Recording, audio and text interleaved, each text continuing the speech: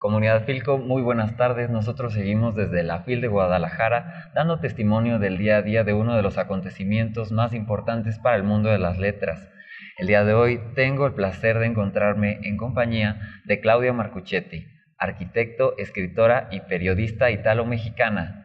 El día de hoy nos hablará sobre una obra muy interesante. Claudia, bienvenida. Muchas gracias, mi querido Julio. Y pronunciaste bien mi apellido, gracias por eso. No es fácil, ¿eh? Y ya no tengo voz, disculpen ustedes, pero esta feria, bien lo dices, consume a las personas. Y bueno, se acaba con la voz de los que estamos hablando todo el tiempo. El día de hoy, Claudia nos va a presentar uno de sus trabajos más recientes.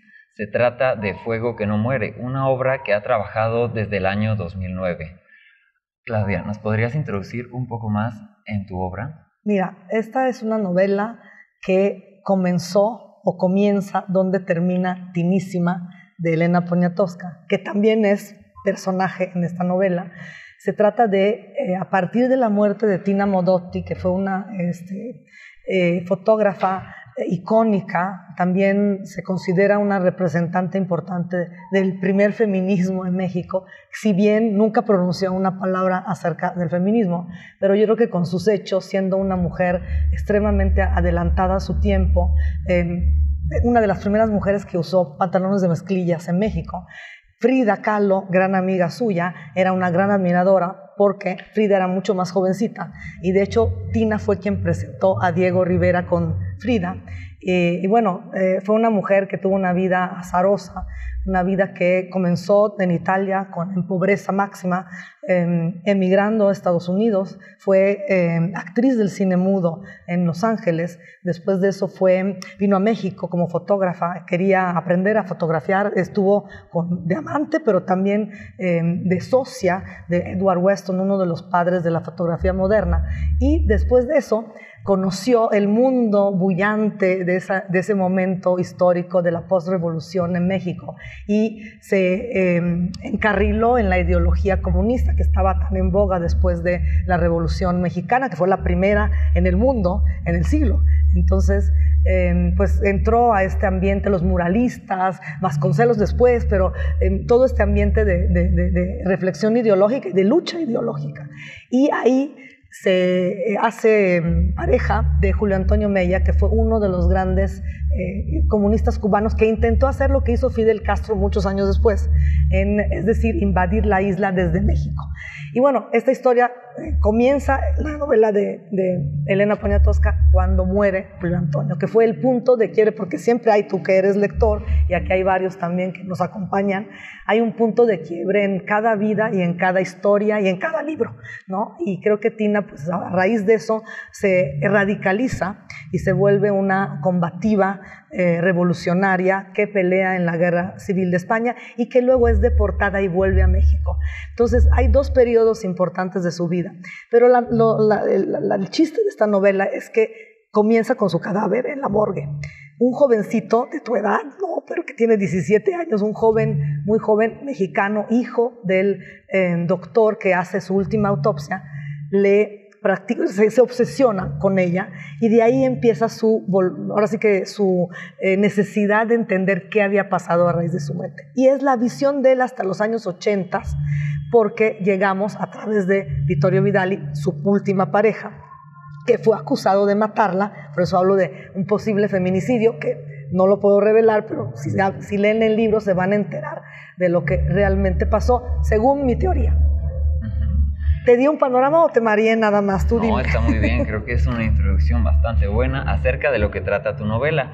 Algo que puedo rescatar es un punto que hemos tenido en común con varias escritoras que hemos tenido el honor de charlar con ellas, es el retomar a ciertos personajes que se habían quedado un poco al margen en la historia con H minúscula, no en la historia oficial con H mayúscula, sino estos personajes que realmente tuvieron una trascendencia, como Tina Modotti en el contexto de la Revolución Mexicana, porque a pesar de que ella vivió en la diáspora y a pesar de que no nació en nuestro país, fue un personaje muy importante para esta lucha, dando testimonio y para la fotografía.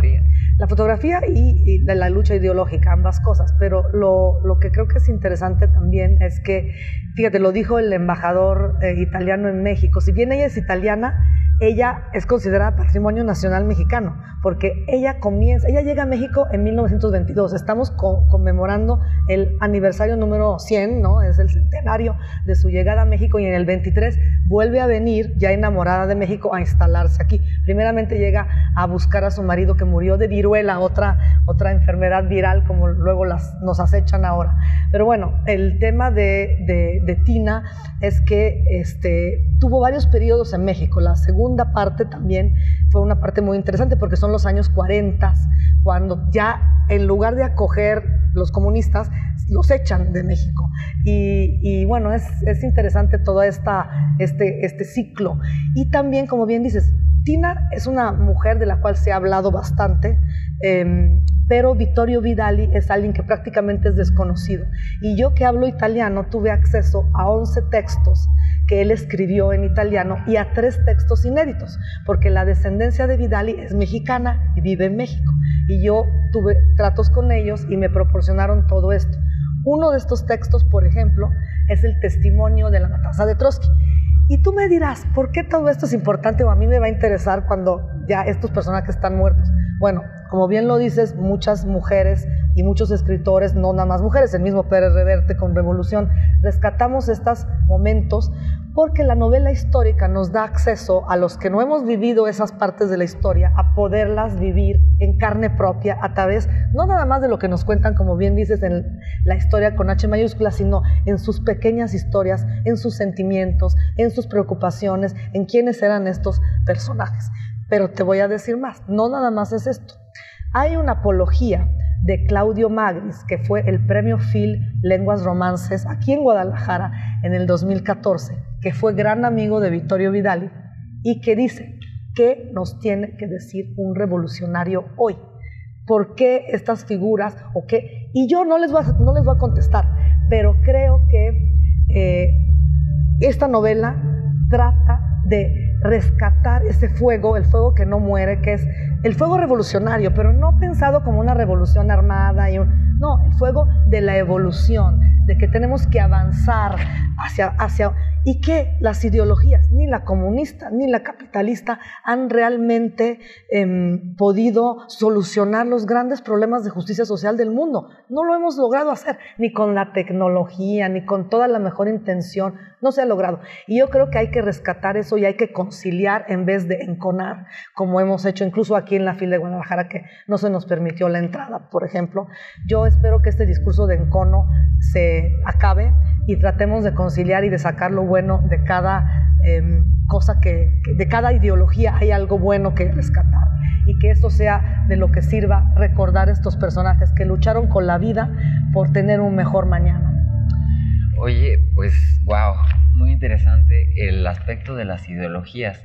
Quisiera que nos contaras, por favor, si hubo puntos en los cuales tú te identificaras profundamente con Tina Modotti, porque bueno, hay varias cosas de entrada, ¿no? Bueno, de entrada te voy a decir, mi mamá nació en Udine, la misma pequeña ciudad del norte de Italia, donde nació Tina en 1896. Mi mamá nació en 1943, bajo las bombas de la Segunda Guerra Mundial. En cambio, Tina, pues en ese entonces ya había muerto, porque ella murió en el 42.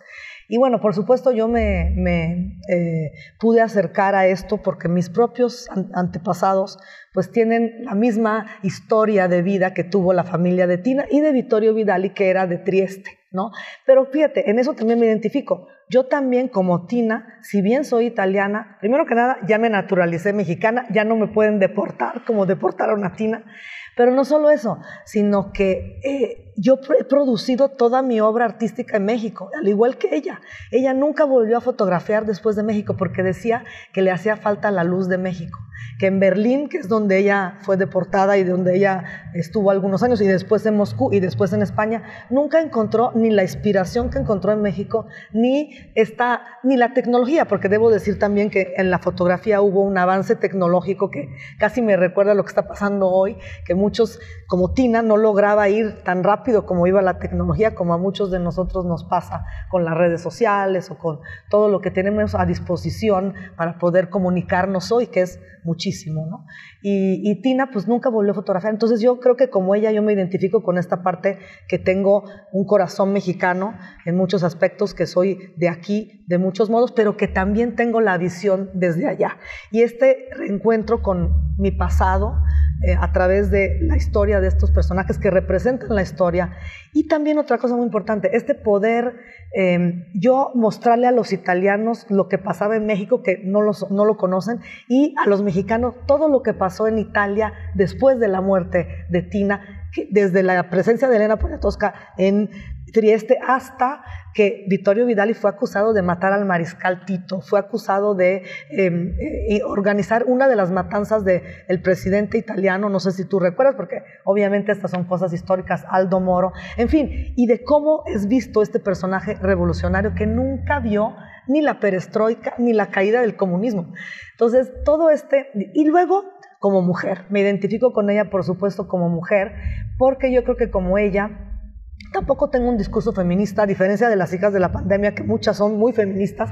Yo nunca he pronunciado una palabra, no me interesan mucho los discursos de género, creo que a Tina tampoco, y sin embargo con nuestras acciones, siendo quienes somos, haciendo sin preocuparnos de los prejuicios, ni como mujer ni como persona, de hacer lo que ahora sí, de gozar la libertad que las mujeres hemos alcanzado hace mucho tiempo ya y que tenemos simplemente que ejercer. O sea, no hay que pelearla, hay que ejercerla, hay que ejercer las libertades y los derechos que hemos adquirido en el curso de una lucha de muchos años, de muchas feministas.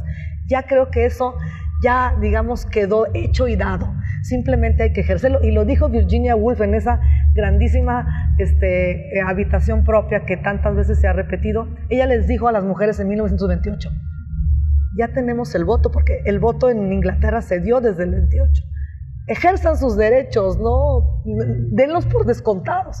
Entonces es un poco el mismo discurso que creo que tiene Tina, que peleó más por los derechos de todos que los de género, pero que sí, al actuar de esa manera, fue un ícono feminista. Bueno, pues otro de los puntos que quisiéramos abordar sería, Tina Modotti tuvo amistades coyoacanenses como Frida Kahlo, sin duda, Trotsky, estaba dentro sin de duda. Este círculo, ¿no? De intelectuales y sin artistas. Duda. ¿Tu experiencia con Coyoacán cómo ha sido? ¿Conoces la alcaldía de Coyoacán? Claro, bueno, me encanta ir. Para mí es como ir a un pueblito, porque además Coyoacán era un pueblito que ellos saben que soy arquitecta en origen, entonces, por supuesto, he visitado Coyoacán con mi maestro de Historia de la Arquitectura, que era mi materia favorita. Yo creo que por eso esta frustrada historiadora que soy con las novelas que son muy puntuales y hago mucha investigación. Pero Coyoacán es uno de los fíjate, alguien dice, en la Ciudad de México es una ciudad con muchas ciudades y Coyoacán es como un pequeño enclave donde además está el Instituto Italiano de Cultura, que ha hecho uno de los casonas más bonitas de Coyoacán tal vez, que han reestructurado mucho y donde se presentó recientemente una gran exposición sobre las huellas de Tina Modotti, porque el instituto, al igual que la embajada, ha estado muy activo con el recuerdo y la conmemoración de Tina. Uy, esa exposición me la perdí, me hubiera gustado muchísimo. Sí, duró muy poco. Yo les dije, hagamos una presentación mientras esté puesta, pero estamos esperando para que febrero, por ahí, hagamos algo con el libro de fuego que no muere en Coyoacán, en el Instituto Italiano de Cultura. Por supuesto, todos los coyoacanenses serán súper invitados, ya les haremos saber. Y bueno, la Filco no me la voy a perder por nada, me la tuve que perder el año pasado porque no estaba en México, pero este caso no va a volver a suceder. Y bueno, muchas felicidades por esa iniciativa que espero y nos traiga a todos muchísima cariño y muchísima divulgación y mucha conversación, porque la literatura no es un monólogo, es un diálogo. Este libro no tiene ningún sentido hasta que alguien no lo toma en manos y lo lee. Pues Claudia, estás invitadísima a nuestra segunda edición que tendrá lugar a finales de marzo. Ya tengo hasta fecha. 2023. Ya tengo hasta fecha. Esperamos que nos presentes ahí tu obra o lo que quieras presentar. Fuego que no muere, sin duda. Bienvenida a Coyoacán.